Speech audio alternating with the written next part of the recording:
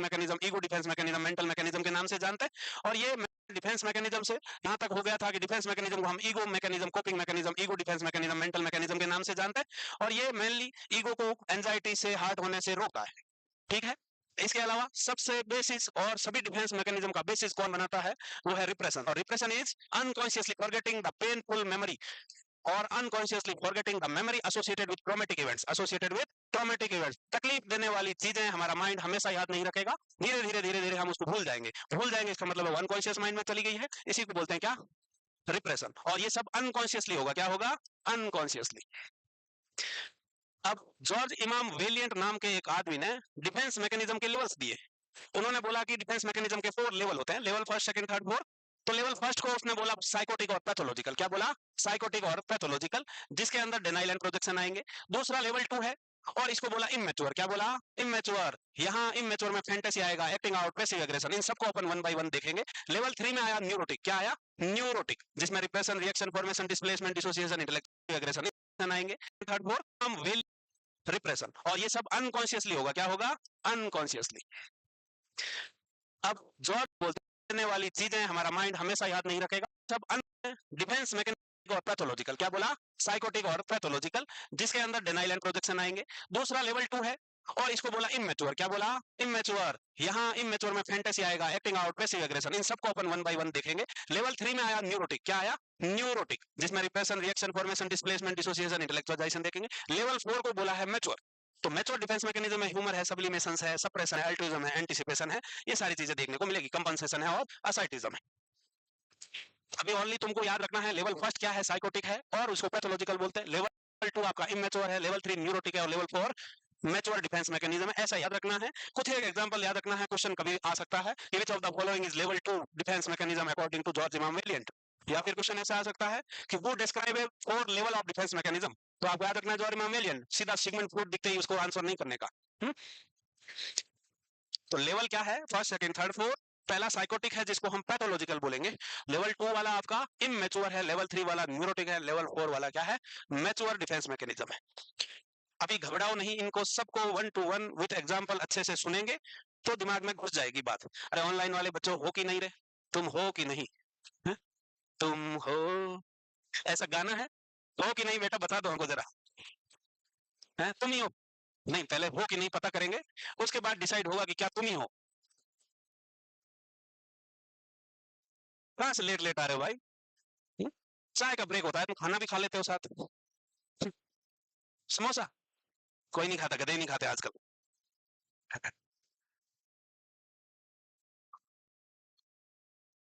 तो level of defence mechanism, conscience में 2 चीज होती थी सुपर ईगो में। कंसाइंस में 2 चीज क्या है? एक, हम कुछ गलत करेंगे तो गिल्टी फीलिंग करवाएगा, और दूसरा क्या है? लिखे में हुआ। दूसरा क्या है? Ego ideal. कुछ अच्छा करेंगे तो प्राउड फील होगा, सेटिस्फेक्शन फील होगा। तो कुछ अच्छा कर रहे हो, चाहिए। ये थैले पड़े हैं, पर थैले वाला आदमी कहाँ गया भाई? भाग गया? तो तुम्हारा ही है। कैसे उदास हो रहा भाई? कोई बात है? कौन गया? हो गई? अच्छा, उसमें तो मैंने वादा किया है। टाइम का कोई मतलब नहीं है, वक्त आएगा। है? हाँ बिल्कुल। तो 4 लेवल है डिफेंस मैकेनिज्म के, जिसमें लेवल फर्स्ट को बोला है साइकोटिक और पैथोलॉजिकल। लेवल 2 वाला आपका इमेच्योर, न्यूरोटिक लेवल 3 है और मैच्योर वाले लेवल 4 है। अब आपको इन सब के मीनिंग विद एग्जांपल याद रखने हैं। सबसे यूनिवर्सल डिफेंस मैकेनिज्म होता है डिनाइल। नहीं, ये है डिनाइल। नहीं, ये नहीं हो सकता। नहीं, ये हो नहीं सकता। ये क्या है? ये डिनाइल है। कोई भी तकलीफ देने वाली चीज हमको अगर खबर मिले तो हमारा पहला रिस्पॉन्स क्या होगा? नहीं, ये नहीं हो सकता। हुँ? मान लो कोई घर से निकला है, बाइक पे जा रहा है, एक्सीडेंट हो गया, लग गई या एक्सपायर हो गया, पुलिस वाले घर फोन करें तो सीधा घर वालों का रिएक्शन क्या होगा? नहीं नहीं, अभी तो गया था यार, कोई और होगा, ठीक से देखो। तो तकलीफ देने वाली चीज अपना हार्ट और माइंड तुरंत एक्सेप्ट नहीं करेगा। तो कुछ देर के लिए जो नहीं है वो डिनाइल है। वो क्या है? डिनाइल। दूसरा आता है प्रोजेक्शन। प्रोजेक्ट, प्रोजेक्ट करने का मतलब क्या है?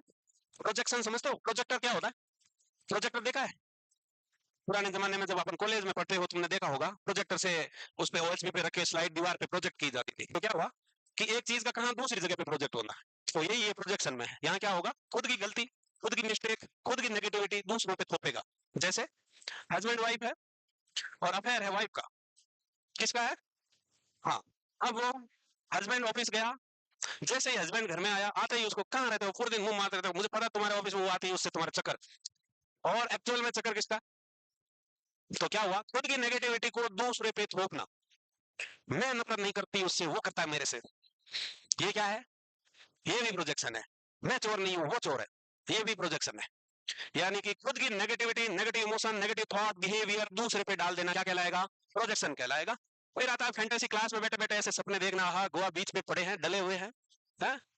हाँ, ये वाली फैंटेसी है। सपनों की दुनिया में खोए रहना, और रियलिटी, क्योंकि रियलिटी बहुत तकलीफदायी है, कष्टदायी है, पसीने से पसीने हो रहे हैं, बेंचें तोड़ रहे, पेंटे फट गई, पढ़ाई बहुत मुश्किल से हो रही, नींद की झपकियां भी आ रही, तो बीच में फैंटेसी हो, जॉब लगी, मजे कर रहा हूँ, वो फैंटेसी है। वो क्या है?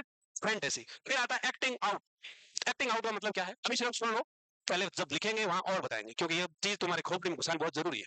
एक्टिंग आउट का मतलब नाम से दिख रहा ना, एक्टिंग आउट, यानी कि suddenly without any previous plan कुछ एक्ट कर देना। जैसे क्रिकेट में भी आपने देखा होगा कि जीरो पे बोल्ड हो गया, पहली बॉल पे आया और डंडे उड़ गए, तो क्या होगा? फ्रस्ट्रेशन होगा, गुस्सा होगा, तो कैसे निकलेगा गुस्सा? बैट फेंक के, चिल्ला के, वो वाला, वो क्या है? वो एक्टिंग आउट है। वो क्या है? Acting out. वैसे ही दूसरा तरह से एक्शन का एक्टिंग आउट है, वो अनकॉन्शियस माइंड में कोई रिप्रेस थॉट पे एक्ट कर देना। जैसे राम प्यारी घूम रही थी मॉल में, कौन से मॉल गई? Lulu mall. Lulu mall, Lucknow में लुल्लू मॉल। तो वो लुल्लू मॉल में यूं घूम रही थी, यूं यूं यूं यूं घूमी, तो उसको क्या दिखा? ये बालों में लगाते हैं ना लड़कियां, क्लेचर। हाँ भाई साहब, ब्लैक कलर का पिंक तितलियां बनी हुई है, और रेड रेड डॉट भी थे। ओ क्या सुंदर था वो। तो राम प्यारी ने इधर देखा, फट उठाई और जेब में डाली और निकल ली वहां से। यानी कि क्या हुआ, एक्चुअल में उसका चोरी करने का कोई प्लानिंग नहीं था, कोई रिप्रेस थॉट होगा अनकॉन्शियस माइंड में, उसने without any previous planning inner drive पे क्या कर दिया? एक्ट कर दिया। तो ये क्या कहलाएगा? Acting out. Without any previous planning unconscious thought पे एक्ट करना, या फिर कोई फ्रस्ट्रेशन को बाहर निकालना, क्या कहलाता है? एक्टिंग आउट कहलाएगा। वहीं आपका अगला है पैसिव एग्रेशन। यहाँ एक्टिव नहीं हो रहा, पैसिव हो रहा है। यानी कि दो भाई, एक छोटा एक बड़ा, दोनों बैठ के देख रहे हैं क्या? डोरेमोन है, 10 रुपए के चुटकुले खाते हुए डोरेमोन देख रहे हैं। डोरेमोन देख रहे हैं तो बड़े ने आवाज दी, चल छोटे पानी का गिलास लेके आ किचन में से। छोटा भी तो डोरेमोन देख रहा, चुटकुले खा रहा है उस, तो पर बड़े भाई को मना नहीं कर सकता वो, क्योंकि ये मोरल वैल्यूज के खिलाफ है, बड़ों का कहना मानना है। तो क्या करेगा? इच्छा भी नहीं है, मना भी नहीं कर सकता, तो बड़े दुखी मन से, बिना मन के उठ के किचन की तरफ जाएगा, वहां पानी का गिलास भरेगा और लेके आएगा, और आके जहां बड़ा भाई बैठा है वहां गिरा देगा लाके। यानी कि गिलास भी ले आया पर पानी पिलाया भी नहीं। बड़े भाई को भी बुरा नहीं लगा, और खुद का भी ईगो सेटिस्फाई कि नहीं पिलाया पानी। ये क्या है? पैसिव एग्रेशन है। ये क्या है? Passive aggression. एक्टिवली कुछ ना करके पैसिवली करना क्या कहलाएगा? पैसिव एग्रेशन कहलाएगा। फिर आता है आपका ये रिप्रेशन। रिप्रेशन क्या है? अभी बताया था आपको कि अनकॉन्शियसली तकलीफ देने वाली चीजों को हम धीरे धीरे, हमारा माइंड अनकॉन्शियस माइंड में डाल देता है, यानी कि हम भूल जाते हैं। कोई भी तकलीफ देने वाली चीज है, वो धीरे धीरे वक्त के साथ अनकॉन्शियस माइंड में चली जाएगी और हम उस चीज को भूल जाएंगे। ये क्या कहलाएगा? रिप्रेशन कहलाएगा। Reaction formation. कैसी हो दीदी? दो लड़कियां हॉस्टल में रहती है भाई, दूसरी को बिल्कुल पसंद नहीं करती, फिर भी जब वो दीदी सामने आती है, कैसी हो दीदी?" और जैसे ही दीदी वहां से चली जाए, मेरे को बिल्कुल पसंद नहीं है। ये क्या है? Reaction formation. जैसा हम फील करते हैं, हम सोचते हैं, उसका जस्ट अपोजिट शो करना। जस्ट अपोजिट शो करना। जैसे वो पीछे शुतुरमुर्ग सारे, एक्चुअल में वो मेरे से चिढ़ते हैं, पर वो जैसे ही मैं आऊं नारे लगाते हैं।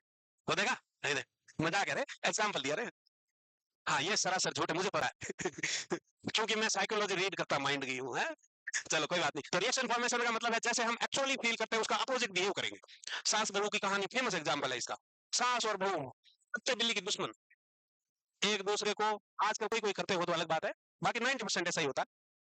तो वो एक दूसरे को बिल्कुल पसंद नहीं करते। सास अगर कुछ बहू को बोल दे तो बिल्कुल पसंद ना आए, बहू अगर सास को वापस बोल दे तो बिल्कुल और भी पसंद ना आए। तो दोनों में तो मैं दिन भर चलेगी। तो पर एक दिन क्या हुआ, बहू की तो नई नई शादी थी, तो उसके कॉलेज के फ्रेंड गए, चलो दीदी के यहाँ चलेंगे, चलो आज दीदी से मिलके आते हैं। तो दीदी के यहाँ गए, तब दीदी बता रही, पूछा उन्होंने, जो फ्रेंड तुम लोग गए उसके घर पे, तो उनसे पूछा कैसा चल रहा है दीदी, सब अच्छा है, कैसा है ससुराल? तो अब दीदी बता रही है, बहुत अच्छा ससुराल है, मेरी सास पूछे मत, मुझे कुछ नहीं कहती, बेटी मानती है, खाना भी बना के दे देती है, और मुझे कुछ नहीं कहती, भगवान करे ऐसी सास तुम सबको मिले। एक्चुअल में क्या है, मन में क्या भरी हुई है कि ऐसी सास रोज लड़ती है, बट बताया कैसा? उल्टा उल्टा उसका रिएक्शन फॉर्मेशन कर दिया। ठीक है। उसके बाद आता है डिस्प्लेसमेंट। है डिस्प्लेस होना, कोई भी चीज अगर डिस्प्लेस होगी तो कहाँ जाएगी भाई? दूसरी जगह जाएगी। अरे ये मार्कर अगर इस जगह पे है, इसको यूं फेंकेंगे, कहाँ जाएगा? दूसरी जगह पे जाएगा। तो यहाँ डिस्प्लेस करता है एक्शन को, एक्टिविटी को, इमोशन को।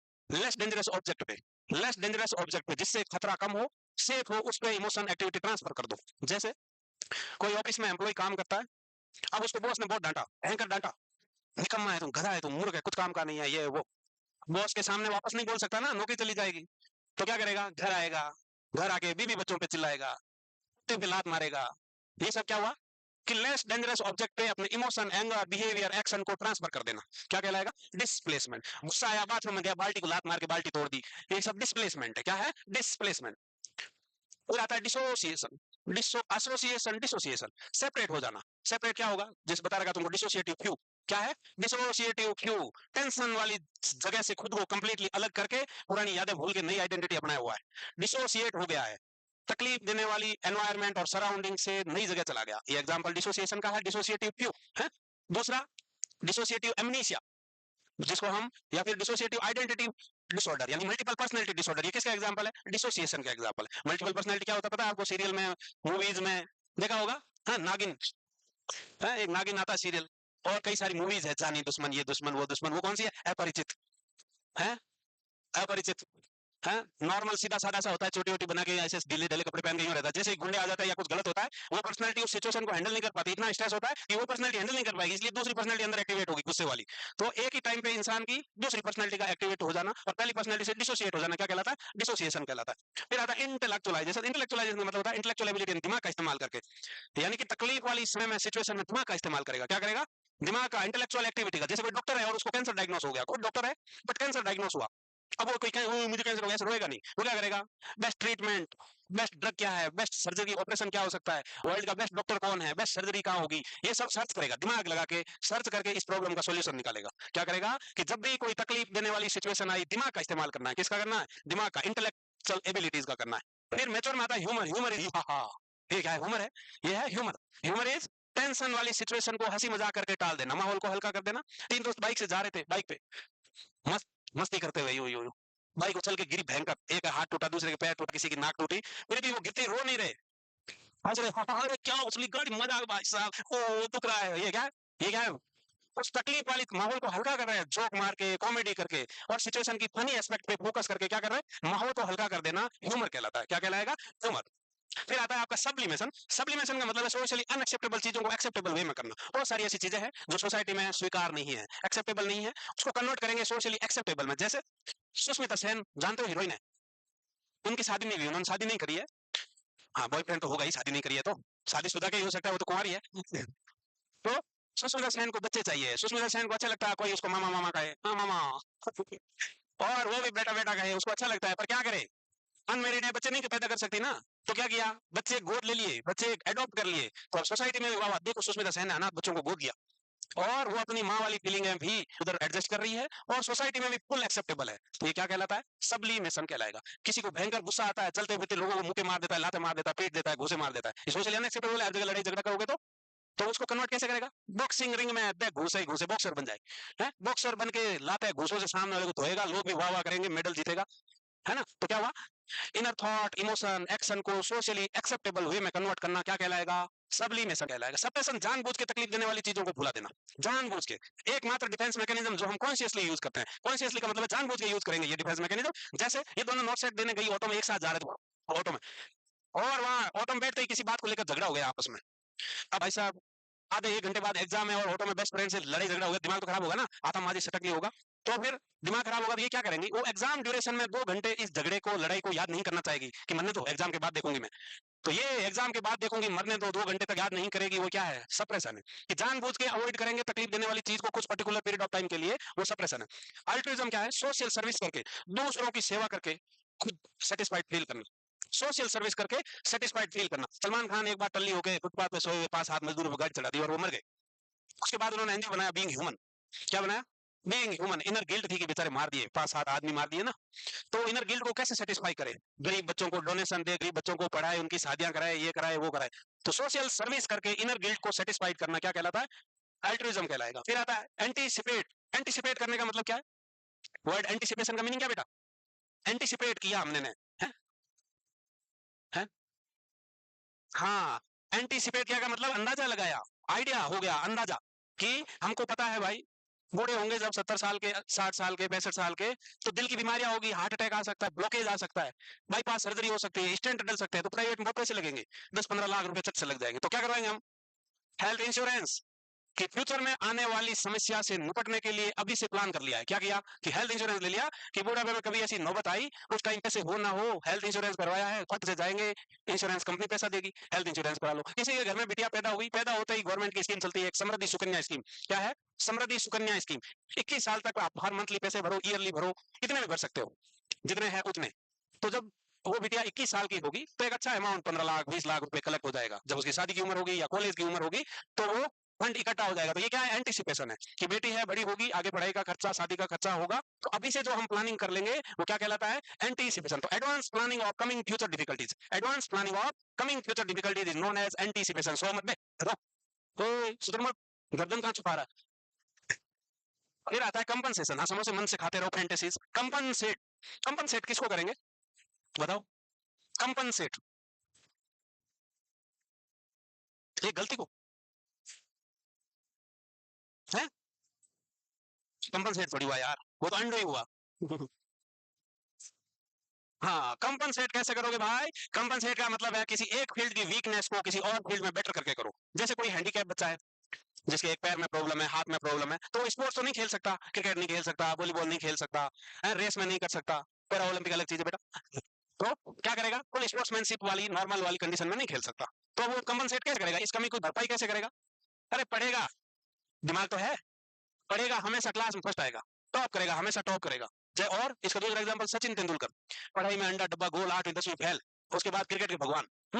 पढ़ाई में जीरो था, पढ़ाई छोड़ दी, कंपनसेट कैसे किया? नाम कैसे कमाया? स्पोर्ट्स में अच्छा कर लिया। किस में कर लिया? स्पोर्ट्स में अच्छा कर लिया। ये कंपनसेशन है। असाइटिज्म का मतलब होता है कि सब कुछ भौतिक सुख सुविधाओं को त्याग करके झोला उठा के चल दिया और साधु मुनि ऋषि बन गया, और बस, हाँ, सब कुछ त्याग देना, कि भौतिक सुख सुविधाएं सब कुछ त्याग करके साधु संत बन जाना, क्या कहलाता है? सोसाइटिज्म कहलाता है। क्योंकि कई लोग, आपने सुना होगा, इतने करोड़ों की प्रॉपर्टी डोनेट करके जैन मुनि बने, इतने करोड़ों की प्रॉपर्टी डोनेट करके साधु सन्यासी बन गए, सारी प्रॉपर्टी आश्रम के नाम कर दी, अनाथ बच्चों के नाम कर दी, क्योंकि उन्होंने जिंदगी में पैसा कमा के देख लिया, सारी सुख सुविधाएं लेके देख ली, पर इनर सेटिस्फेक्शन नहीं आया। क्या नहीं आया? इनर सेटिस्फेक्शन आया ही नहीं। तो राष्ट्र एक ही रास्ता बचता है, कौन सा? रास्ता जो भगवान की ओर ले जाए, रास्ता जो भगवान की ओर ले जाए, और वो है सब कुछ त्यागो। भगवान तभी मिलेंगे जब त्याग करोगे। तो सब कुछ त्याग दिया। तो आसाराम भैया सब कुछ त्यागा हुआ है, तभी जिंदा है, 90 साल में गाने गा रहा, डांस कर रहा है अभी भी, जेल से, पैरोल से बाहर आते हुए नाच रहा है। मैं, तुम्हारी हालत इस 5 घंटे की क्लास से बाहर निकलते यूं यूं होता यूं है, जैसे मरा हुआ कोई ऐसे घसीट तो ले जाता ना, वैसे हालत हो जाती तुम्हारी यूं है, 5 घंटे में यहाँ। तो आसाराम कितने सालों से जेल में, और 90 साल के होने वाले हैं, उसके बाद भी नाचता गाता है वो। तो कुछ ना कुछ मामला है अलग। चलो, ये किस लिए भाई?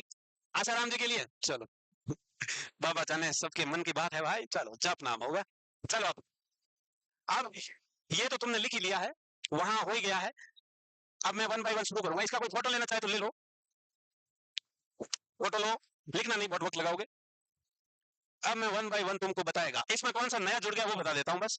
हाइपोकॉन्ड्रियासिस, तब तो तुम लिख ही लोगे, मैं बक करूंगा, फोटो खींच लो, कोई नहीं। हाइपोकॉन्ड्रियासिस, हाइपोकॉन्ड्रियासिस का मतलब होता है exaggerated self concern about own physical health. खुद के स्वास्थ्य को लेके बहुत ज्यादा चिंतित होना, खुद की हेल्थ को लेके बहुत ज्यादा टेंशन होना। एक यहाँ पिंपल हो जाए ना, ओ माय गॉड कैंसर हो सकता है, ओ कैंसर हो गया। एक खांसी आई, टीबी, टीबी हो गई, टीबी। जांचा कराएगा, डॉक्टर के पास जाएगा, बीमारियां कुछ नहीं निकलेगी। ये क्या कहलाता है? हाइपोकॉन्ड्रियासिस कहलाता है। वहीं आइडेंटिफिकेशन का मतलब क्या है? आइडेंटिफिकेशन, किसी के नाम से जाना जाना। I am proud proud to be जैनसन है, ऐसे कुछ बच्चे बोलते हैं, कुछ बच्चे लिखते हैं कि हमें गर्व है जैनसी से जुड़ के। तो कुछ बच्चे अपने नाम के आगे भी सोशल मीडिया पे लिखा हुआ है जैनसन तारा, जैनसन सितारा है। तो वो क्या है? ये आइडेंटिफिकेशन है, कि जिसको हम लाइक करते हैं, पसंद करते हैं, उसके नाम से जाना जाना पसंद आता है हमें भी। ये क्या कहलाएगा? आइडेंटिफिकेशन कहलाएगा। वहीं पैसिव एग्रेशन तुमको पता है, इंट्रोजेक्शन आइडेंटिफिकेशन का और ज्यादा वर्जन है, और ज्यादा डीपर वर्जन है। यहाँ किसी की आइडियोलॉजी, फिलोसफी, किसी के विचार को कंप्लीटली अपना मान लेना, कंप्लीटली अपना मान लेना। अगर कोई, मान लो, मैं जैसे कैसे मानते हो अपना, आसाराम जी बहुत बड़े संत थे, तो उनके कितने सारे फॉलोअर है। अब आसाराम जी ने जो कहा वो फॉलोअर मानते हैं, अपना मानते हैं, वो एकदम फीलिंग। जैसा आसाराम जी कहते हैं वैसे विचार वो खुद के भी मानते हैं, कि आसाराम जी ने बोला है ऐसा नहीं करना है, तो जैसा आसाराम जी ने बोला वैसे ही विचार वो खुद के मानेंगे। तो कंप्लीटली किसी की आइडियोलॉजी को फॉलो कर लेना क्या कहलाएगा? इंट्रोजेक्ट कहला इंट्रोजेक्ट, यानी कि किसी और की आइडियोलॉजी को अपने अंदर डाल लेना क्या कहलाएगा? इंट्रोजेक्शन कहलाएगा। सिजोइड फेडेसी हो गया। सोमेटाइजेशन का मतलब है जब भी टेंशन एंजाइटी की कंडीशन आएगी मल्टीपल फिजिकल सिम्टम आएंगे। मल्टीपल फिजिकल सिम्टम का मतलब है गर्दन भी दुख रही है, कमर भी दुख रही है, पेट भी दुख रहा है, घुटना भी दुख रहा है, नी कैप में डायरिया हो रहा है, ऐसा वैसा सब, मतलब ऐसी ऐसी प्रॉब्लम आएगी। तो ये सोमेटाइजेशन है कि multiple physical problem involving multiple system of the body, multiple system of the body क्या कहलाएगा? सोमेटाइजेशन कहलाएगा। डिनाइल आपको पता है ये डिस्टोर्ट करना है। डिस्टोर्ट करने का मतलब है चीजों को तोड़ मरोड़ के, चीजों को तोड़ मरोड़ के अपने मन के अनुसार पेश करना क्या कहलाएगा? डिस्टोर्शन। कि modification of situations according to his और her ego, according to his और हर ईगो। एक पर्सन है, स्टूडेंट है, एग्जाम में फेल हुआ, वो अपने मन को कैसे समझाएगा कि यार पढ़ाई तो काफी करी थी मैंने, किसी को ब्लेम नहीं कर रहा, किसी को नहीं कह रहा, बस वो उस कंडीशन को अपने मन के अनुसार तोड़ मरोड़ रहा है। कैसे? कि यार पढ़ाई तो काफी करी थी मैंने पर पेपर थोड़ा आउट ऑफ सिलेबस लग रहा है इस बार, सिर्फ मन में कर रहा है। अगर किसी और को ब्लेम कर देगा तो इंडिविजुअल को करेगा तब तो प्रोजेक्शन हो जाएगा, पूरे एनवायरमेंट सराउंडिंग मल्टीपल लोगों को करेगा तो रैशनलाइजेशन हो जाएगा। तो यहाँ चीजें तोड़ मरोड़ के अपने मन को समझाना क्या कहलाएगा? डिस्टोर्शन। डिस्टोर्ट करने का मतलब यही होता है बिगाड़ना, तोड़ना मरोड़ना डिस्टोर्शन है। स्प्लिटिंग का मतलब है डिवाइड करना, स्प्लिट, स्प्लिट ऑफ, इसका मतलब डिवाइड कर दिया। डिवाइड कर दिया मतलब कि all good all bad, all are hero all are zero, all are villains villains are bad and heroes are good. किसी भी सिचुएशन को गुड और बैड में डिवाइड कर देना क्या कहलाता है? स्प्लिटिंग कहलाता है। फिर डिस्प्लेसमेंट हो गया, डिसोसिएशन हो गया, रिप्रेशन, आइसोलेशन ऑफ अफेक्ट है ये क्या है? आइसोलेशन ऑफ अफेक्ट, यानी कि किसी भी कंडीशन से जुड़े हुए खुद के इमोशन को सेपरेट कर देना। जैसे किसी का बचपन में चाइल्डहुड में सेक्सुअल असॉल्ट हुआ हो और अब उसको as an adult women safety पे स्पीच देना है, तो अब क्या होगा? चाइल्डहुड में सेक्सुअल असॉल्ट हुआ है, मानी कि दर्दनाक इमोशन जुड़े हुए हैं, बैड इमोशन जुड़े हुए हैं उसके साथ, तो बट जब वो स्पीच देने आएगी तो ये नहीं है कि वो स्टेज पे आके रोने लगी जाएगी, इमोशन दिखाएगी मेरे साथ भी हो, ऐसा नहीं। वो अपने इमोशन को कंट्रोल करते हुए वुमेन सेफ्टी पे स्पीच देगी। तो आइसोलेशन ऑफ अफेक्ट का मतलब है ट्रॉमेटिक इमोशन को सेपरेट करते हुए आप सिचुएशन को हैंडल करना क्या कहलाएगा? आइसोलेशन ऑफ अफेक्ट कहलाएगा। बाकी सब हो गया। चलो अब वन बाय वन देखेंगे। पहले क्वेश्चन देखो क्या कहता है, अफेक्ट कहलाएगा। क्या काम है भैया डिफेंस मैकेनिज्म का, क्या करेगा?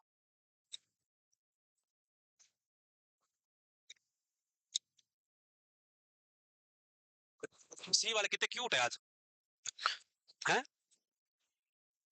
नहीं नहीं, पहले तो मुझे बताओ वो सी वाले क्यूट कौन थे? हैं? वो क्यूट नहीं, वो ची है। कैसे है वो? छी छी छी। सी क्या लिखा हुआ है? क्या लिखा हुआ है? फिजिकली डिपेंड करेगा। फिजिकली क्या डिपेंड करेगा? मुक्के मारेगा क्या? फिजिकली डिपेंड कैसे करेगा? कैसे, क्या प्रोटेक्ट करेगा? कुछ बताया तुमको? अरे ईगो को प्रोटेक्ट करोगे बे। डिफेंस मैकेनिज्म का नाम ही ईगो डिफेंस मैकेनिज्म है, मेंटल मैकेनिज्म है, कोपिंग मैकेनिज्म है। टेंशन वाली सिचुएशन से ईगो को हर्ट होने से बचाएगा। किसको? ईगो को हर्ट होने से बचाएगा। टेंशन वाली सिचुएशन में ईगो को हर्ट होने से बचाएगा। क्या बेटा आएगा ना आगे, काहे टेंशन लेते हो? सब लिखवाऊंगा मैं, तुम टेंशन मत, घबराओ मत कि वो टोटल खत्म हो गई, मेरे को तो समझ में नहीं आया, लिखा भी नहीं। सब लिखेंगे वन बाय वन, सब लिखेंगे, हैं? घबराने का नहीं। तो डिफेंस मैकेनिज्म का मेन पर्पज है एंशियस फीलिंग और गिल्ट से ईगो को प्रोटेक्ट करना, टेंशन वाली सिचुएशन से ईगो को प्रोटेक्ट करना। चलो ओ भाई अब आओ। A woman husband dies and she continued to set a place for him at the dinner table. कौन से डिफेंस मैकेनिज्म का एग्जांपल है? डी है, सी है, अच्छा यूं आ गए भाई तुम लोग। डिनाइल नहीं, वो आएंगे। एक वो लेडीज है, उसके हस्बैंड एक्सपायर हो चुके हैं, उसके बावजूद वो लेडीज डिनर टेबल पे खाने की प्लेट लगाती है रोज हस्बैंड के लिए कि वो आएंगे, वो आएंगे। तो ये क्या है, किसका एग्जाम्पल है? डेनाइल। याद रखना है, ऐसे ही क्वेश्चन आते हैं डिफेंस मैकेनिज्म पे।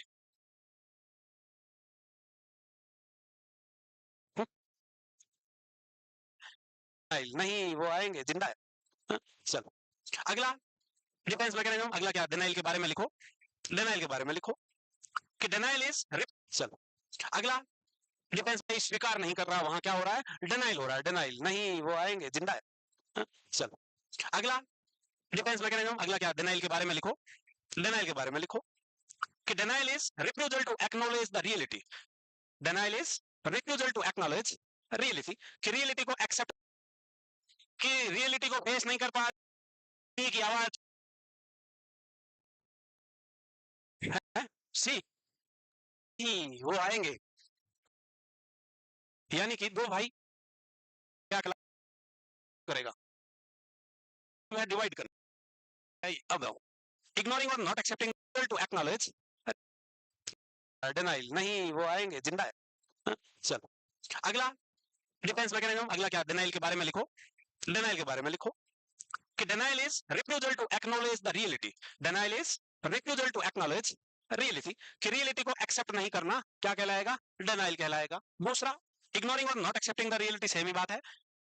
क्यों? क्योंकि जो रियलिटी है वो तकलीफदायी है, वो एंजाइटी प्रोड्यूसिंग है, स्ट्रेसफुल है। इसलिए क्या होगा, तकलीफ देने वाली चीज को एक्सेप्ट नहीं करेंगे, तकलीफ देने वाली चीज को एक्सेप्ट नहीं किया जाएगा। क्या हो रहा है भाई? हुँ?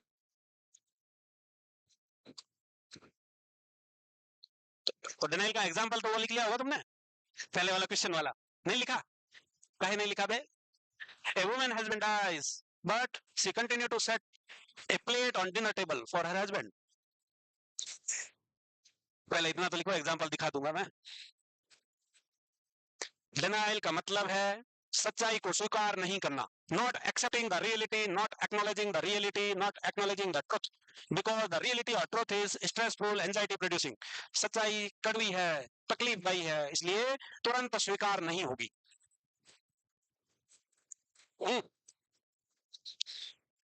ये नॉर्मल है, हर इंसान के लिए ये नॉर्मल है। एबनॉर्मल कब होगा?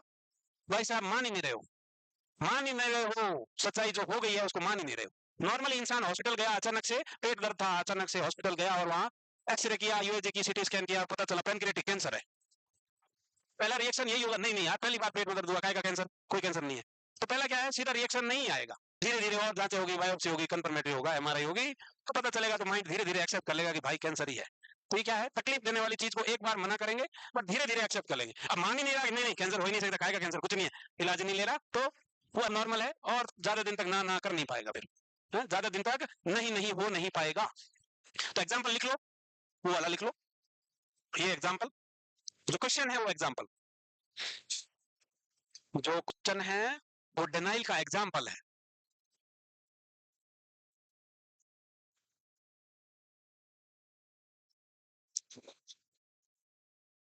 क्या बेटा ड्यूटी से आ गई क्या? ड्यूटी से आ गई आज? कहाँ पे है ड्यूटी? Labour room? हाँ तुम वो वाले लेबर हो, मजदूर।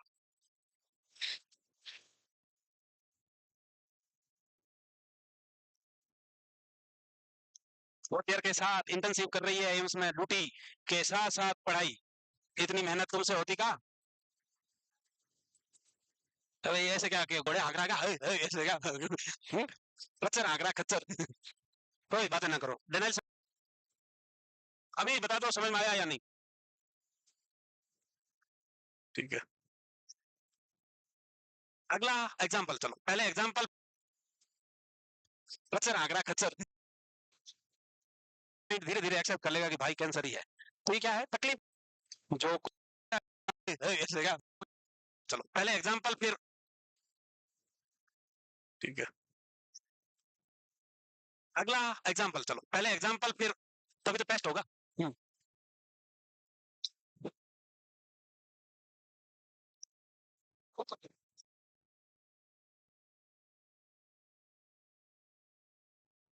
कौन सा डिफेंस मैकेनिज्म है बेटा? हाँ बताओ। है ए, बी, सी, डी? अरे दो नंबरी, ये भी डिनाइल है भाई, इतना सोच का, अभी तो बोलोगे तुम डिनाइल समझ में आ गया, तो बी की आवाज जोर से क्यों नहीं आई? ना ना ना ना, अबे क्या हो रहा है यहाँ, कि रियलिटी को फेस नहीं कर पा रहे या एक्सेप्ट नहीं कर पा रहे कि सच्चाई क्या है, जो सच्चाई है उसको स्वीकार नहीं कर पा रहे, तो क्या है ये, डिनाइल है। ये भी एग्जांपल है डिनाइल का। तो लिख सकते हो कि people are unable to face reality और एडमिट ऑब्वियस ट्रुथ, और एडमिट ऑब्वियस ट्रुथ।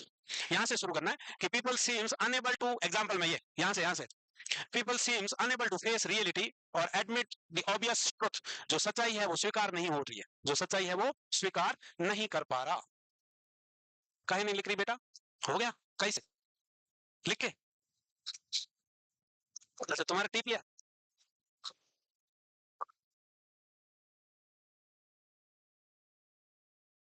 तो डिनाइल, सच्चाई स्वीकार नहीं करना, तकलीफ देने वाली चीज को एक्सेप्ट नहीं करना, तकलीफ देने वाली चीज को स्वीकार नहीं करना, डिनाइल है। बस हो गया, इतना क्या लिख रहे हो? हो गया। अगला डिफेंस मैकेनिज्म है प्रोजेक्शन, प्रोजेक्ट करना, कि unconscious attribution of one's own attitude और अर्थ desire feeling to others.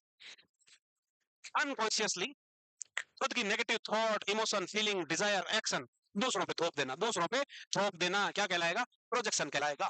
Projection के भी एग्जांपल क्वेश्चन में आएगा, वहां लिखेंगे अपन, क्वेश्चन में नहीं आया तो मैं लिखूंगा।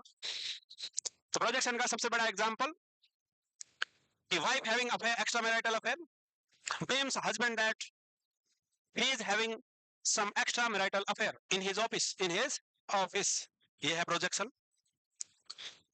I am not hating you, या I do not hates you but you hates me, ये क्या है? ये भी प्रोजेक्शन है। एक्चुअल में वो खुद नफरत करते हैं पर दूसरों को बताते हैं कि नहीं नहीं मैं नहीं करता, तुम। हाँ वही। हाँ, प्रोजेक्शन का सिंपल मतलब खुद की negative activity, behaviour, emotion, anger, inner desire दूसरों पे थोप देना। थोपे जा रहे हो? अरे थोप रहे हो क्या? हाँ, सिंपल वर्ड में बोले तो ब्लेमिंग अदर्स। सिंपल वर्ड में अगर प्रोजेक्शन का मीनिंग देखे एक वर्ड में तो क्या है? Blaming others. अब यहाँ ये तुम कोई और क्वेश्चन में जहां ब्लेमिंग अदर्स लिखा हो या ब्लेम वर्ड देखोगे तुरंत प्रोजेक्शन चिपका दोगे, वहां क्वेश्चन गलत हो जाएगा। हालात क्या दे रखी है वो देखना है, आगे क्वेश्चन आएगा वहां समझ में आएगा तुमको। तो projection in simple it's blaming others और अनकॉन्शियसली एरिवेशन of one's own desire, attitude, behaviour, action, emotion, feeling to others. हो गया? अरे हो गया।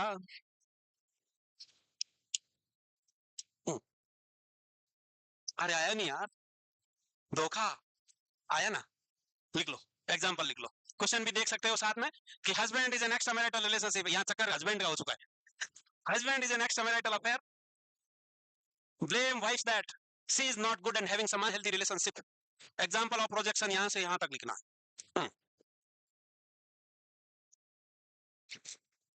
Husband having extra marital affair blames wife that she is having some unhealthy extra marital relationship with someone।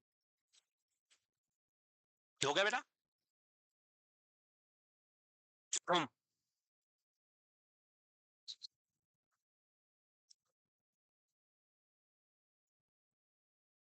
सो मत बेटा, सुस्ती में ना जाएं, मस्ती में रहें और लिखते रहें। और पहले नहीं ये नहीं हो सकता बोले, उसके बाद ब्लेम करें मेरा नहीं उसका है।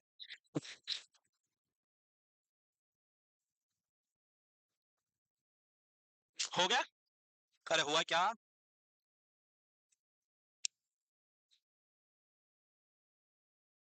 अच्छा पीछे एक रह गया था ना, एक्टिंग आउट, एक्ट कर देना, acting on unconscious desire without becoming aware of them। A person suddenly steal an item from a shop without any prior planning, sudden acting without any previous planning, acting out है। sudden acting without any previous planning। दूसरा example में sudden outburst of anger, sudden outburst of aggressive behavior और anger, aggressive behavior और anger। अचानक से गुच्चा zero पे out हो गया, गुच्चा आ गया, बल्ला फेंका, चिल्लाया, वो वाला है acting out. Outburst, OUT out, BRUST outburst का मतलब बाहर आना, गुस्सा फूटना बाहर की ओर, ये आउटब्रस्ट है। आउट मतलब बाहर, ब्रस्ट यानी फूटना, गुस्से का फूटना। Sudden outburst of aggressive, spelling मुझे भी नहीं आई इसलिए मैंने यूं किया है, AGRESSIVE। लिख लो रे, स्पेलिंग कुछ नहीं होती, लिख लो। कब? अभी के अभी हो गया। तो एक्टिंग आउट का मतलब है बिना किसी प्लानिंग के सडनली इनर डिजायर पे एक्ट कर देना, या फिर सडनली एग्रेसिव वायलेंट बिहेवियर का बाहर आना, फ्रस्ट्रेशन निकालना। क्या है? फ्रस्ट्रेशन निकालना क्या कहलाता है? एक्टिंग आउट कहलाता है, एक्टिंग आउट कहलाएगा। चलो आगे, हो गया? नहीं हुआ? अबे हाँ कि ना बोलो रे यार।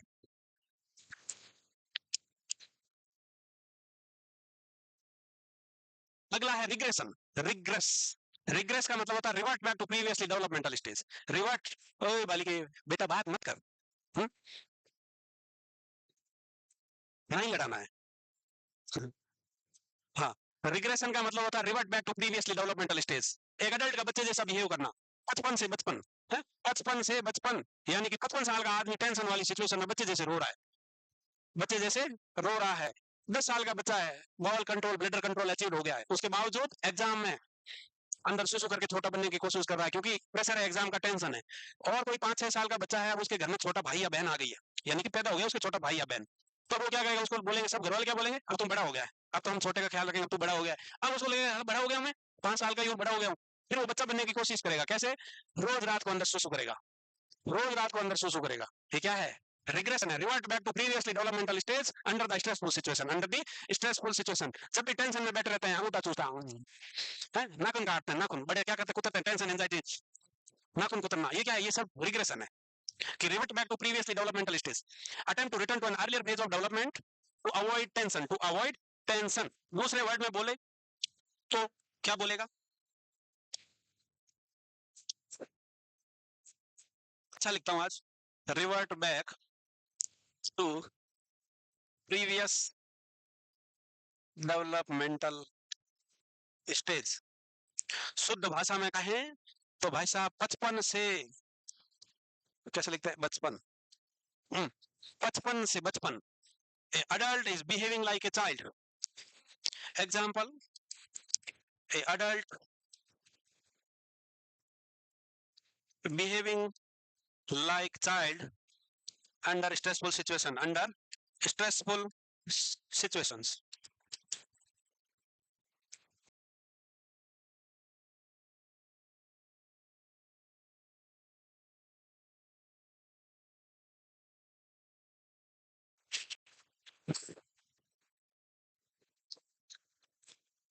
Revert back to previous developmental stage, बचपन से बचपन बोलो, या एक अडल्ट का बच्चे जैसे। अभी तुमको डांट दें किसी को, इतने गधे जैसे हो रखे हो बड़े खच्चर, उसके बावजूद जैसे ही डांटा बैठ गई, ये क्या हुआ, ये रिग्रेशन है, revert back to previously developmental stage, यानी बच्चा बन गए। क्या बन गए, बच्चा। और ये बच्चा बनना क्या कहलाता है, रिग्रेशन कहलाता है। A adult behaving like child under stressful situation is known as regression।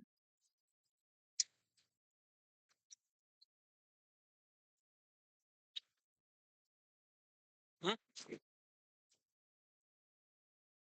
Hmm,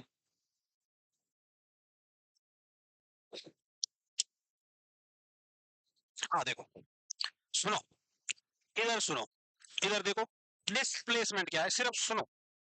displacement में आप देख रहे हो, ये Golu, Golu is working on his laptop in his office.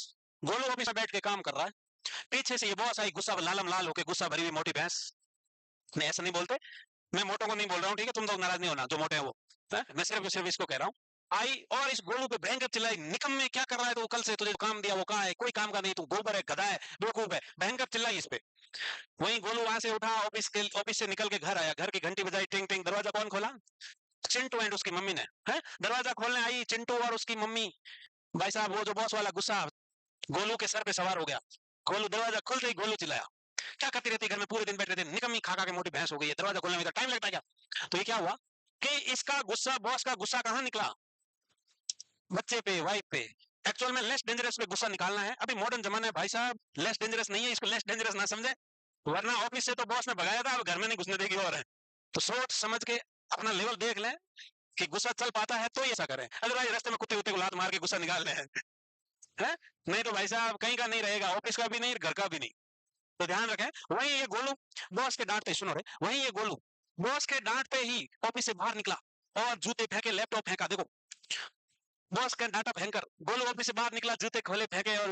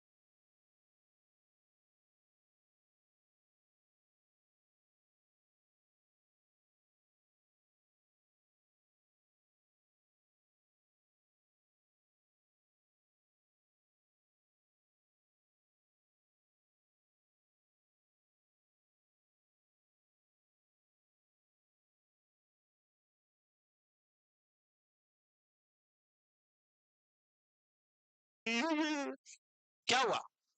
अरे गोलू इतना हाथी जैसा खच्चर हो रखा है, देखो उसके बावजूद रो रहा है बैठ के, बच्चे जैसे बिहेव कर रहा है। क्या हुआ? Revert back to previous developmental stage. वही इन्होंने बहुत डांटा था, गोलू ने अभी चिंटू और उसकी मम्मी को बहुत डांटा ना, तो क्या होगा? डांटा मतलब बुरा लगा, हार्ट हुआ, तो हार्ट जिसने हार्ट किया वो चीजें धीरे धीरे अनकॉन्शियस माइंड में चली जाती है। तो देखा, दीवार के पीछे डाल दिया कि जो डांटा था ना, हस्बैंड ही था, डांटा था, धीरे धीरे ऑटोमेटिक तकलीफ दिया, हार्ट हुआ, उसको गुस्सा हुआ, पहले तो गुस्सा हुई, बहुत दिनों तक नाराज रही हूँ, ऐसा कौन डांटता है? पर तकलीफ देने वाली रोज रोज चीजें याद नहीं रख सकते, इसलिए धीरे धीरे वो चीज कहाँ चली जाएगी? अनकॉन्शियस माइंड, दीवार के पीछे, यानी कि अनकॉन्शियस माइंड में डाल दी वो तकलीफ देने वाली चीज। इसको क्या बोलते हैं हम? रिप्रेशन। अरे जिसने दुखी किया, जिसने रुलाया, उसको हम भुलाएंगे, उस चीज को हम भुलाएंगे, उस आदमी को भुलाएंगे। तो भूलेंगे कैसे? चीजें अनकॉन्शियस माइंड में जाएगी तब भूलेंगे, यानी कि unconsciously forgetting the memory associated with painful events, memory associated with traumatic events, stressful events. वहीं देखो, ये गोलू को भयंकर गुस्सा आता था, भयंकर गुस्से में लाल लाल पब्लिक को घुसा मारता था, मुक्के मार देता था, लाते मार देता था, सोशली अनएक्सेप्टेबल था। रोज रोज लोग आते थे इकट्ठे हो गए कि कैसा लड़का भाई तुम्हारा, हर किसी को मारता फिरता है, रोज लड़ाइयां करता है। तो रोज ऐसे घर वालों के सामने सुनना पड़ता था। फिर इसने क्या किया? बॉक्सर बना, बॉक्सर। क्या बना? बॉक्सर। अब रिंग में रोज धो रहा है, पंचिंग बैग को भी खूब घुसे मार रहा है प्रैक्टिस में, और दूसरों को धो रहा है, सोशली एक्सेप्टेबल है। गुस्सा कहाँ निकल गया? सोशली एक्सेप्टेबल वे में निकल गया। ये चारों चीज तुम्हारे खबरिया में घुसी का। सब्लिमेशन का दूसरा एग्जांपल सुष्मिता सेन वाला भी याद रख सकते हो। इसके बहुत सारे एग्जांपल है। किसी के मन में बहुत गंदी गंदी फैंटेसीज है। खजुराहो में देखा होगा, किसी ने अगर सुना हो खजुराहो के बारे में, वहां पत्थरों की मूर्तियां हैं बहुत सारी, जिसमें बहुत सारे न्यूड पत्थर की मूर्ति बनी हुई है, सेक्सुअल मूर्तियां बनी हुई है। वो क्या है? वो सब्लिमेशन है। वो कारीगर के मन में ऐसे थॉट थे, उस कारीगर के मन में ऐसे विचार थे, तो वो कैसे व्यक्त करता? घूम घूम के सबको बताएगा तो कोई सुनेगा नहीं, बोला क्या गंदी बातें कर रहा, चल। तो क्या किया उसने? मूर्तियां बना दी, इतनी लगा रहा, मूर्तियां बना डाली पत्थर की। सोशली एक्सेप्ट, लोग खुशियों से देखने जाते हैं। अगर उस टाइम बताता तो उसको मारते, कैसी बातें कर रहा है, बहुत गंदा सोच वाला आदमी है, चीज हटाओ इसको। अब उसने मूर्तियां बना दी, टूरिस्ट प्लेस है, टूरिज्म है, बहुत लोग जाते देखने। खजुराहो, गूगल पे सर्च कर लेना, दिख जाएगी, एमपी में है शायद। अब देखो, अभी सर्च मत करो बे, है रहा नहीं जाए। हाँ? चलो, passive aggressive behaviour, indirectly expression. Indirect expression है, क्या है? इनडायरेक्ट एक्सप्रेशन बताया था तुमको मैंने एग्जांपल के साथ कि पैसिव एग्रेशन का मतलब क्या है? Indirect expression of anger. Directly कुछ नहीं कर रहा, इनडायरेक्ट गुस्सा शो कर रहा है। जैसे दो भाई थे, बताया था, टीवी देख रहे थे बैठ के, कि छोटे पानी का ग्लास ला, छोटा मना नहीं कर सकता और लाना भी नहीं चाहता, उठ के गया, गिलास लाया, भाई के पास आके गिलास फैला दिया, यानी कि भाई को भी बुरा नहीं लगा और खुद का ईगो भी सेटिस्फाइड हो गया, मामला न्यूट्रल है। तो ये पैसिव एग्रेशन है, पैसिव एग्रेशन। ये एग्जांपल तुम खुद लिख लोगे कि मुझे यहाँ मेहनत करनी पड़ेगी? करनी पड़ेगी। कैसे लिखोगे? जरूरी नहीं इंग्लिश में लिखो, जैसे वर्ड में आए समझ लो। पैसिव एग्रेशन है, हमें मीनिंग समझ में आना चाहिए कि पैसिव यानी कि एक्टिवली नहीं है, वो पैसिव है। और एग्रेशन का मतलब होता है गुस्सा। तो गुस्सा कैसे निकाल रहा है? पैसिवली निकाल रहा है, यानी कि डायरेक्ट नहीं है, इनडायरेक्टली गुस्सा निकाल रहे हो। तो वो एग्जांपल में लिखो कि two brothers are sitting and watching TVs. Elder brother asked the younger brother to bring a glass of water, but the younger do not want to bring a glass of water for his elder brother. But due to moral values, he cannot refuse directly. He cannot refuse to directly. So he stand up and went to kitchen and brings a glass of water. And just before reaching to the brother, he fell down with glass of water, or he spilled down a glass of water. ये example है। अब तुम हिंदी में लिखो या English में लिखो? मैं लिखता हूँ, इतनी राम कहानी मैं लिखूंगा, बड़े जोर आ रहा मुझे आज। लिखो। तो brothers are sitting and watching TV. TV में क्या देख रहे थे वो तुम डिसाइड कर लेना। वॉचिंग टीवी है क्या? सिंचैन देख रहे थे? ओ सिंचैन। नोबिता। नोबिता, तुम्हारे बाल अच्छे नहीं लग रहे आज, हैं जियान? सुनियो। अरे भाई साहब, हाँ हाँ, सिजू का भी है। सिजू का, तुम आज बहुत अच्छी लग रही हो। ओए सुजो के, सूजी का बोला, तुम्हारा थोड़ी बोला यार, तुम तो जियान हो, जियान। तुम्हारा कैरेक्टर उससे मैच होता है। Two brothers are sitting and watching TV. अब लिखो भाई, लिखो, मैं मेहनत कर रहा हूँ। Elder brother ask to younger to bring a glass of water, a glass of water. But the younger didn't shows direct, short कर दिया थोड़ा, younger didn't shows direct anger because he don't want to bring water. So he went to kitchen and brings water glass and spill the glass of water, spill the glass of, अबे कौन गुप्त कर रहा है? Glass of water, ओए कबूतर, glass of water near elder brother. हम्म, अब मेरे से मत पूछना कि ये क्या लिखा है। वाह क्या लिखा है, वाह क्या लिखा है, वाह क्या लिखा है।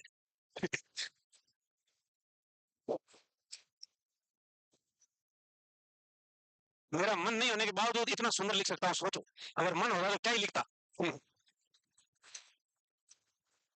लिखो, the two brothers are sitting and watching TV. Elder brother asked younger brother to bring a glass of water, but the younger brother don't want to bring but not able to refuse directly, so he went to the kitchen and brings a glass of water and spills the glass of water just reaching to the elder brother. यानी कि क्या हुआ, पानी भी लाया but पिलाया नहीं और गिरा दिया, बस हो गया।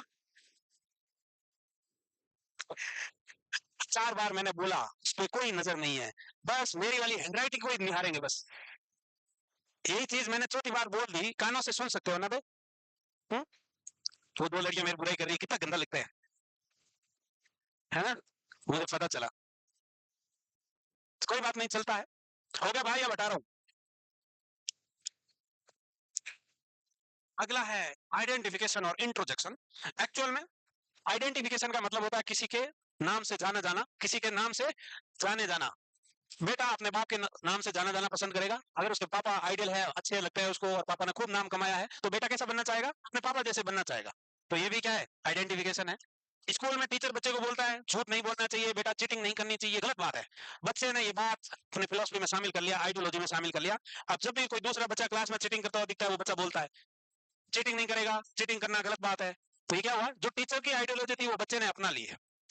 तो किसी और के आइडियोलॉजी को कंप्लीटली अडॉप्ट कर लेना, चाहे वो बिहेवियर है, फीलिंग है, एक्टिविटी है, एक्शन है, सारा कंप्लीटली अपना मान लेना, क्या कहलाएगा, इंट्रोजेक्शन। पहले तो आइडेंटिफाई करेगा, आइडेंटिफाई करने का मतलब है उसके नाम से जाना जाएगा, सीधी सी बात है। पसंद करेंगे तभी उसके जैसा बनना चाहेंगे, जिसको पसंद करेंगे तभी उसके जैसा बनना चाहेंगे, और फिर उसके जैसा बन के उसकी विचार क्या है, उसके आइडियोलॉजी क्या है, उसको भी अपना लेंगे कि कंप्लीटली उसके जैसा बन जाना।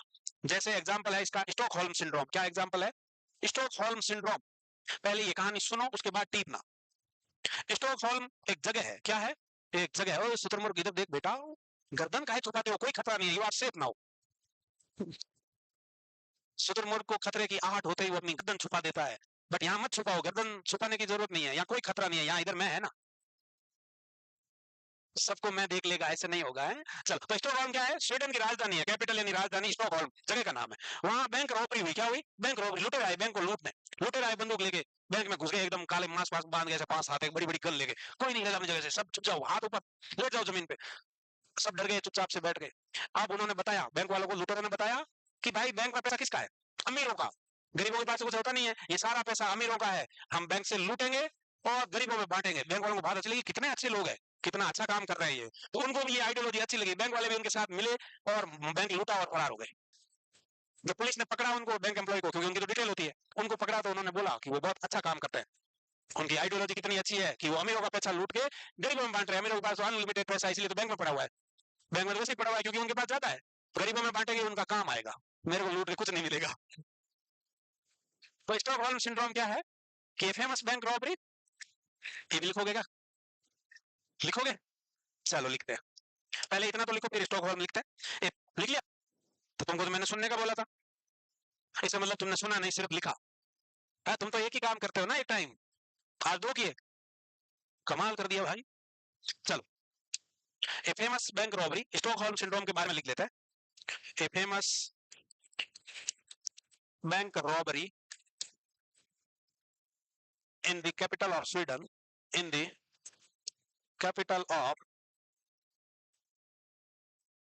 Sweden, in which है, अरे ठीक है ना, कुछ फर्क नहीं पड़ेगा। इन विच robbers kept hostages to bank employee, hostages bank employee, and convince them and convince them that they are doing social service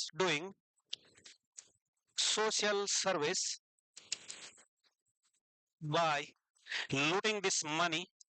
अरे लूटिंग इंग्लिश वर्ड है बेवकूफ। Looting this money. अब तुम सोच रहे हो मैं लूट के आगे आईएनजी लगा रहा हूँ, ऐसा नहीं है पागल, लूटिंग इंग्लिश वर्ड ही है। Looting this money from bank and distribute to poors है। अरे वो टेंस वेंस छोड़ो, टेंस वेंस छोड़ दो, भावनाएं समझो। अरे बेटा लूटिंग इंग्लिश वर्ड है, रॉब नहीं आएगा, लूट करना होता है। सर कर ले आज, सर नहीं करूंगा। लिखो लिखो, और जिसको लूटिंग आसान नहीं लग रहा वो रॉब लिख दे। हाँ बेटा किधर है? एंड कन्विंस देम कन्विंस किया, उनको बताया कि ये पैसा किसका है, अमीरों का है। हाँ, मैं नहीं जा रहा, मेरे को सब खबर है बेटा, आई नो एवरीथिंग। हमको सबके दिमाग का क्या है सब पता है।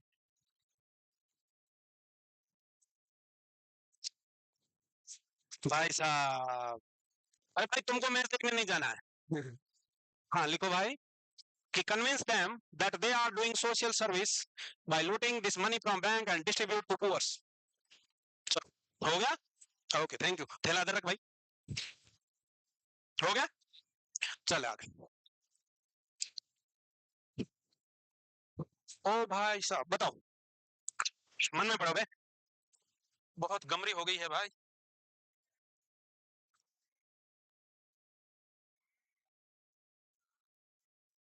कितना number?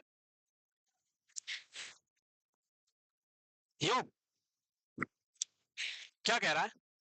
Kishan came back home from terminal exam and starting shouted at mother. That is not good. Mother understood that his exam is tough and she kept quiet. बेटा एग्जाम दे के आया, मम्मी ने चाय बना के दी। बेटा बोला कैसी चाय है, अच्छी अच्छी नहीं है, ये करके चिल्लाया जोर से। तो मम्मी समझ गई कि बचपन से चाय पीता ही आ रहा है, मैं ही बना रही हूँ, रोज तो अच्छी लगती है, तारीफ करता है, मम्मा चाय बहुत अच्छी बनाई। आज समझी मम्मी ने लगाया दिमाग कि कुछ तो गड़बड़ है भाई। गड़बड़ क्या है वो? एग्जाम अच्छा नहीं हुआ है इसीलिए चिड़चिड़ा लग रहा है, एग्जाम अच्छा नहीं हुआ। मम्मी ने लगाया दिमाग, मम्मी ने क्या लगा लिया? दिमाग। तो तुम भी लगाओ दिमाग। पहले ये लिखाया दिमाग, मम्मी ने क्या लगा लिया? दिमाग। तो तुम भी लगाओ दिमाग। पहले ये लिख लो, उसके बाद एग्जाम्पल लिखवाएंगे कि excessive use of intellectual process, दिमाग का इस्तेमाल करते हुए समस्याओं को हैंडल करना इंटेलेक्चुअलाइजेशन कहलाएगा। तो तुम भी करो को कभी कभी दिमाग का इस्तेमाल। ओ बल्लू, क्या हो रहा है? बल्लू क्या हो रहा है?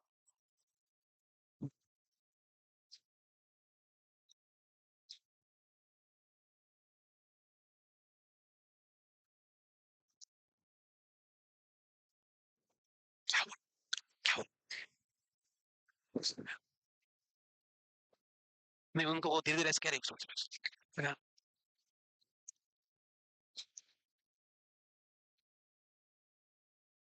वो भी समझ गई कि घुसर घुसर वही कर रही थी। हैं? तुमको नहीं समझ में आएगा भाई, खच्चरों की बात नहीं थी ये। खच्चर जोर से आवाज करते हैं, ऐसे घुसर घुसर नहीं करते।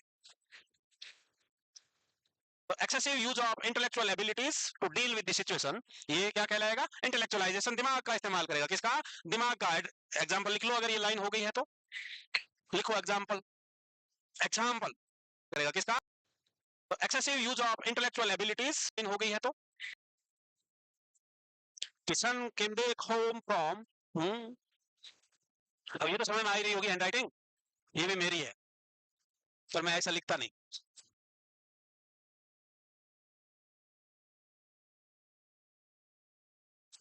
अरे क्या हुआ बालिके, क्या हुआ? ये हैंडराइटिंग अच्छी नहीं लगी, मैं ही लिखूं क्या बोर्ड पे दोबारा?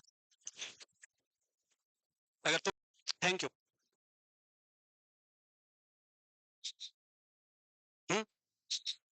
अच्छा, सो एलिगेंट, सुन लिया मैंने।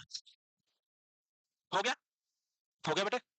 रिजेक्शन कहलाएगा, अगर हो गया हो तो चले आगे, नहीं हुआ तो अभी तक जो डिफेंस मैकेनिज्म तुमने देखे वो था एक denial, not accepting the reality, not accepting the reality denial है। Projection is blaming others in simple word, but attributing own thought, negative thought, behavior, emotion, actions to others, दूसरों पे थोपना, क्या कहलाएगा? प्रोजेक्शन कहलाएगा। Regression is revert back to previously developmental phase or stage of life. Adult is behaving like a child under stressful situation, क्या कहलाएगा? Regression कहलाएगा। Identification और इंट्रोजेक्शन का मतलब होता है कंप्लीटली अडॉप्ट करना किसी और की आइडियोलॉजी फिलॉसफी को, कंप्लीटली अपना मान लेना। स्टॉकहोल्म सिंड्रोम एग्जांपल है। क्या एग्जांपल है? स्टॉकहोल्म सिंड्रोम एग्जांपल है। वही पैसिव एग्रेशन था, एक्टिवली कुछ नहीं करेगा, पैसिवली दिखाएगा, वही एग्जांपल याद रख लेने का है। इसके अलावा क्या था? लिखा इतना ही है फिलहाल। और इंटेलेक्चुअलाइजेशन तुम्हारे सामने है, दिमाग का इस्तेमाल हो रहा है।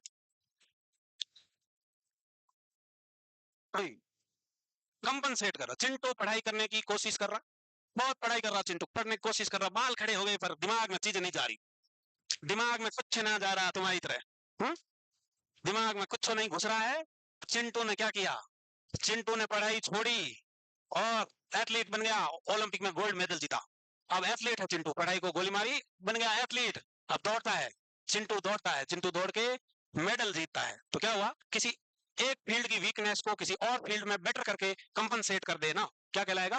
Compensator. An attempt to make up for deficiency by directing his energy to the another aspect of one personality in which the deficiency exist. लिख लो एग्जांपल के साथ, चिंटू बैठा हुआ है और ये लिख लो। दूसरा एग्जांपल लिख सकते हो, सचिन तेंदुलकर। सचिन रमेश तेंदुलकर है। सचिन तेंदुलकर क्या था? Sachin Tendulkar week in study, क्या था? Week in study. कंपनसेट कैसे किया? कंपनसेट कैसे किया? कैसे किया compensate? Weakness by becoming a great cricketer, becoming a great cricketer, महान बल्लेबाज बन गया। इसी का दूसरा पार्ट है सब्स्टिट्यूशन। सब्स्टिट्यूट करेगा, किसको करेगा? हायर गोल को लोअर गोल से करेगा। जैसे बहुत सारे बच्चों को लगता था मैं डॉक्टर बनूंगा या बनूंगी, नीट के एग्जाम दिए, हुआ नहीं, 2 साल घर वालों के पैसे लगाए, उधर कोचिंग करी करी करी करी, बट नंबर 500 से ऊपर ना आए।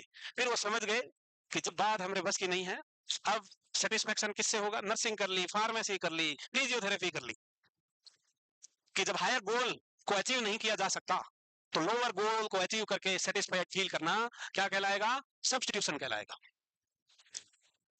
कि adjustment mechanism in which original goal और desire are substituted by others. इसका एग्जांपल कैसे होगा भाई? वही एग्जांपल तुम्हारे सामने है, कैसा है? Not able to become doctor, not able to become doctor, कैसे सब्स्टिट्यूट किया lower goal? Satisfying need by, satisfying needs by becoming nursing officer, nursing officer है, नर्सिंग ऑफिसर बन गया, फार्मासिस्ट बन गया, फिजियोथेरापिस्ट बन गया, और नहीं बना तो कोर्स कर लिया। एमबीबीएस नहीं कर पाया तो नर्सिंग किया, फिजियोथेरेपी करी, डीएमएलटी करी, कुछ भी करी। सही बात, ठीक बात है, नहीं है? क्यों भाई, कोई दिक्कत है इस बात में? क्यों, क्या दिक्कत है? अरे तुम्हारे तोते उड़े हुए हैं, हक्के बक्के हो रखे हो। नहीं समझ में आया सब्स्टिट्यूशन और कंपनसेशन? तो इतना मस्त लाइक फेस एक्सप्रेशन का है तुम्हारे, है?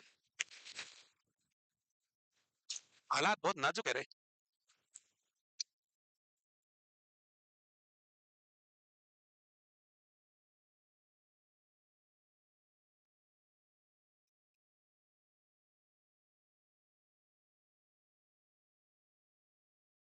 हम्म, चोंच ना लड़ाए।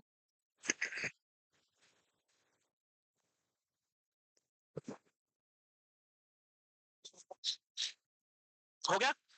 देखो सीधी सी बात, कंपनसेट किससे करेगा? किसी एक फील्ड की डेफिशिएंसी और वीकनेस को किसी और फील्ड में बेटर करके क्या करेगा? कंपनसेट करेगा। वहीं सब्स्टिट्यूट किससे करेगा? कि हायर गोल को अचीव नहीं कर पाए, नीट नहीं कर पाए, एमबीबीएस नहीं कर पाए, तो लोअर गोल कौन सा होगा? नर्सिंग हो सकती है, फार्मेसी हो सकती है, फिजियोथेरेपी हो सकती है, उससे रिलेटेड फील्ड में कुछ और कर लेना। लिख पाए हो? संघर्ष जारी है,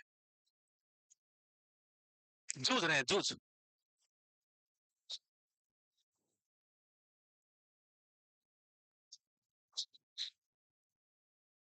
बहुत बातें कर रहे हो। अरे भाई हो गया। Repression, unconsciously forgetting the memory associated with painful memory. Primary defense mechanism बोलते हैं, basis of all defense mechanism बोलते हैं इसको। Unconsciously forgetting something which can not be retried letter.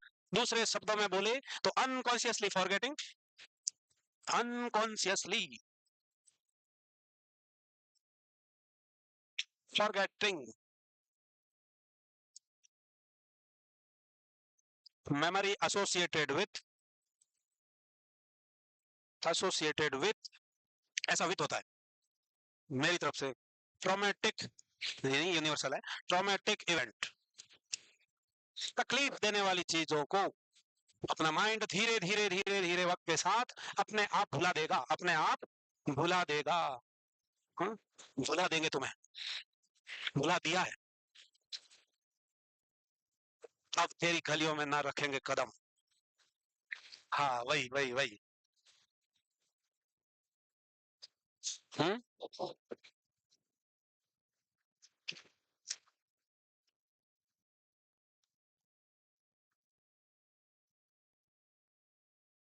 तुम भी नहीं भूले हो तो भूल जाओ।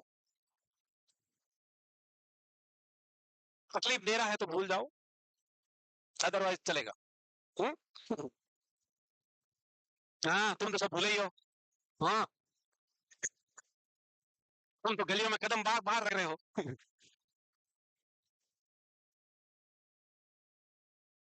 हो गया, हो गया भाई।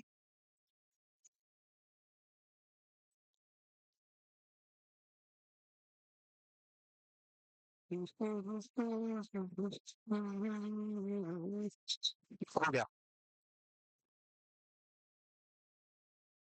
रैशनलाइजेशन क्या होगा?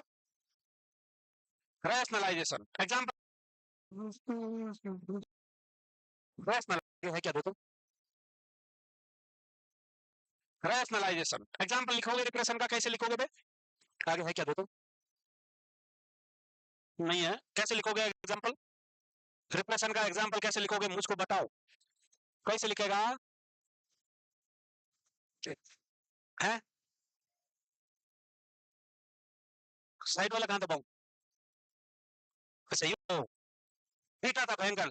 बाबू क्या कर लो, मैं अकेली हूँ, आओ ना तुम। भाई साहब भागता हुआ गया वहां, है भागता हुआ पहुंचा, पहुंच गया, जाके बैठा ही था, दरवाजा बंद होकर बैठा ही था, तभी घंटी टिंग टिंग।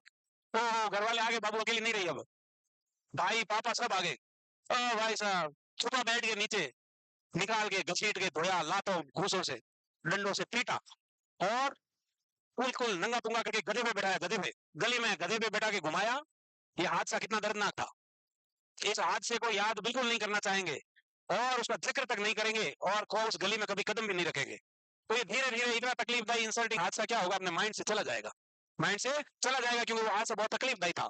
बात मत करो रे उधर गली की भाई, उधर कभी नहीं जाऊंगा मैं, बहुत इंसल्ट हुई वहां, क्योंकि गधे पे घुमाया था। तो ये एग्जाम्पल है, लिखो तुम।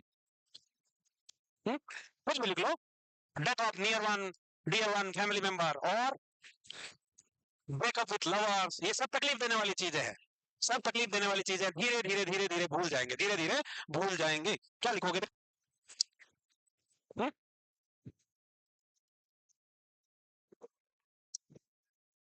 हम्म? कौन था बे? कौन गिरा? नींद आ गई? बेंच से तोड़ दी बे तुमने? मतलब तुम दोनों को एक साथ नींद आई? Lover is very painful, is very painful, very painful. So our mind forgot all the memory, all the memory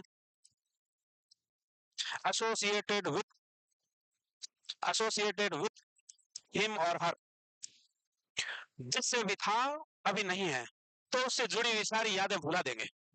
भुला देंगे तुम्हें, वही वाला है। चर्चा ना करें, कैसे लगेगा अगर तुमको मैं कड़कनाथ मुर्गा बनाए तो? हुँ? और वो आवाज भी निकलवाए तुम, देखो कुकड़ू, लंबा यूं, जैसे हाँ ऐसे ही। इसलिए बातें ना करो, भुला दो बस, है भुला दो, भुला दो, भुला दो, है मुझे। अब मेरे से ब्रेकअप थोड़ी हुआ यार, मुझे क्यों भूलेगा? मेरे से ब्रेकअप थोड़ी हुआ तुम्हारा, चल रहा है ना हमारा तो भी। हाँ ठीक है, हो गया, हो गया भाई।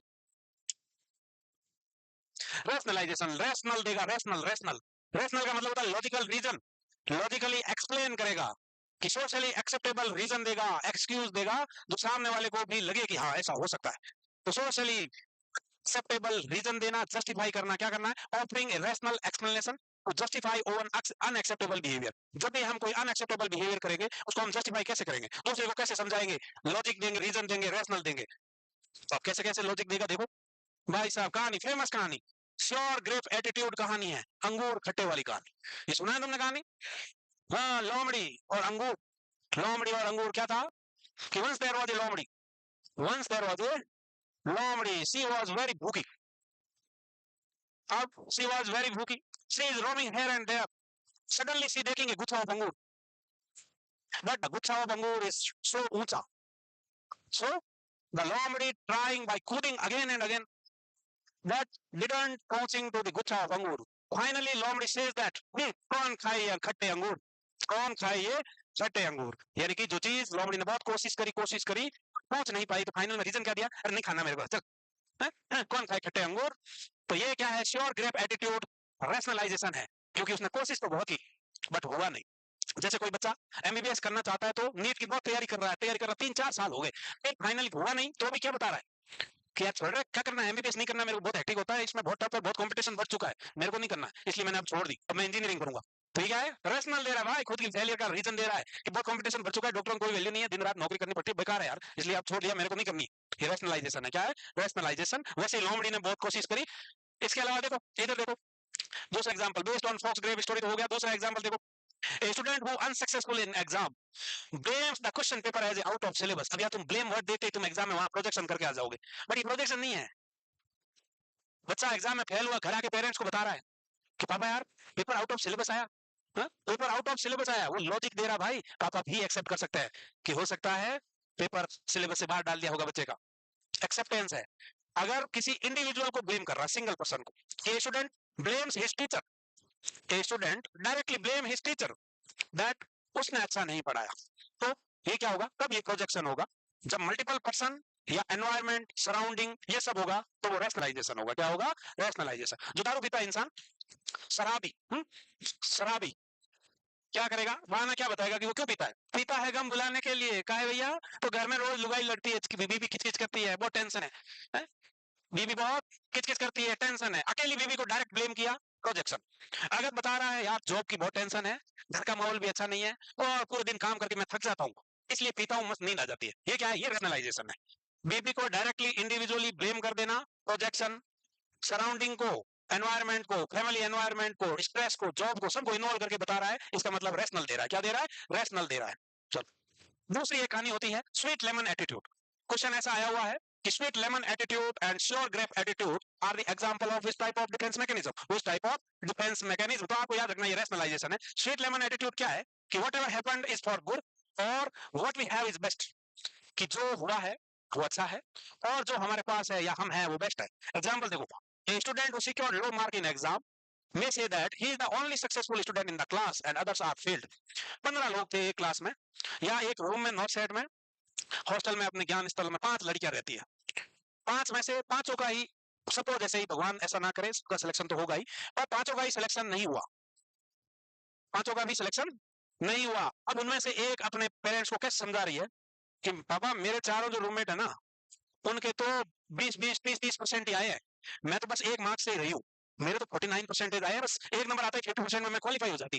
तो इसका मतलब क्या, बाकी तो सब फेल हुए, मैंने तो अच्छा किया, मैंने तो अच्छा किया। ये भी एक लॉजिकल एक्सप्लेनेशन है कि जो हमने किया, परफॉर्म किया, वो बेस्ट है, ये भी लॉजिकल एक्सप्लेनेशन। तो याद रखना है, sour grape and sweet lemon attitude are the example of rationalisation. और यहाँ इंसान बहाने बनाएगा, बहाने में सोशली एक्सेप्टेबल रीजन देगा, क्या देगा, सोशली एक्सेप्टेबल रीजन। शुद्ध भाषा में पूछे तो गिविंग सोशली एक्सेप्टेबल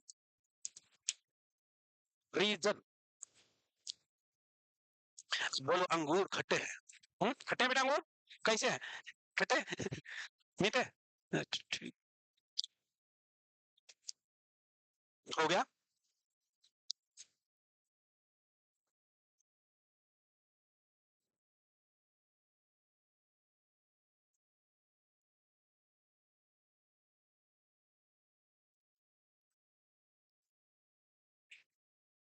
तुम मजबूत हो, जवान हो, मजबूत हो, क्या मुस्टंड बताओ भाई।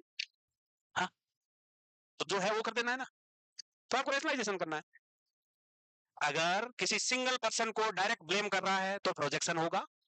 और अगर बोल रहा है एल्कोहलिक कि he is drinking alcohol due to stressful family life और स्ट्रेसफुल होम एनवायरनमेंट और स्ट्रेसफुल वर्क एनवायरनमेंट, तब वो रेशनलाइजेशन है। ऐसा। ठीक है, हो गया भाई। कौन? नाच न जाने आंगन टेढ़ा रेशनलाइजेशन है ना।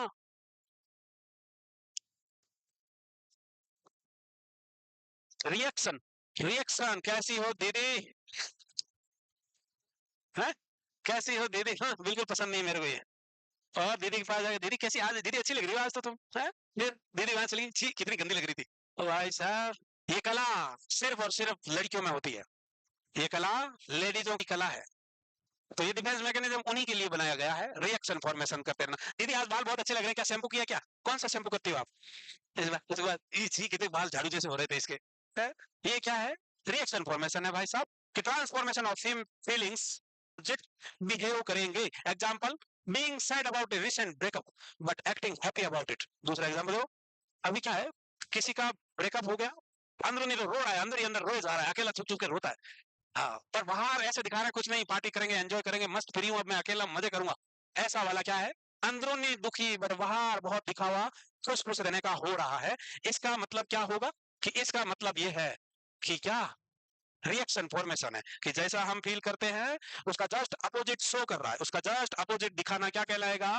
रिएक्शन फॉर्मेशन कहलाएगा।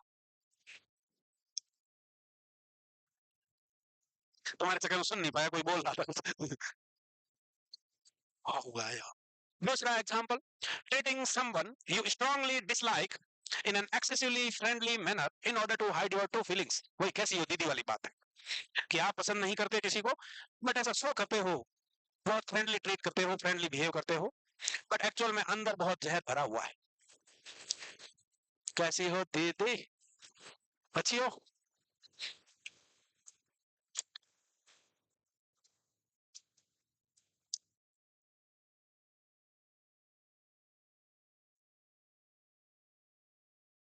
ऐसा पोस्टर का है भैया?